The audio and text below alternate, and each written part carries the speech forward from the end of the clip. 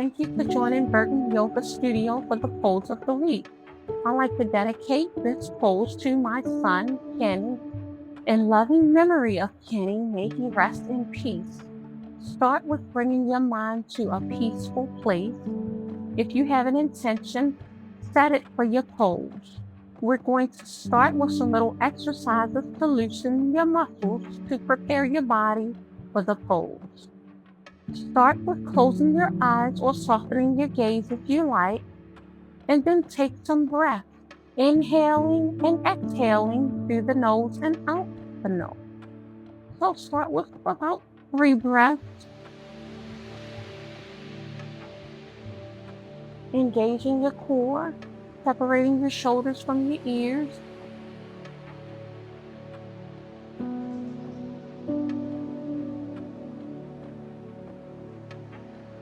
Then keeping your eyes closed or your gaze soft, and rotate your head. Do this in both directions. Do it a little longer than what we're doing. This is just to show you what we're doing. Then when you're able to, roll your shoulders, whichever direction you want to start with is fine, and then in the opposite direction.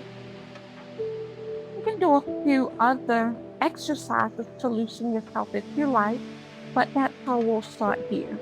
Then when you're able to, stretch your legs out and we'll go into the pose. So you're going to start on your side, loosening any extra material that you have to get out of your way. Engage your core, separate your shoulders from your ears, and then bend your legs, bring your feet on the mat, and if you can, lift your heels. And you're already in the right position. Bring your arms to the side if you're able to, and then lift your legs. You can stay in this position. This is the modified boat pose. Then you can stretch your legs out and have your arms out. It's a little more challenging. And breathe. Stay in pose as long as you can. And when you're able to, or when you're ready, bring your legs down. Come back up to a straight position. Bring your arms down. Stretch your legs out. And the more often you do this pose, the easier it will get.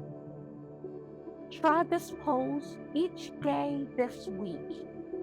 I thank you so much for joining us for the pose of the week. See you soon. Bye-bye.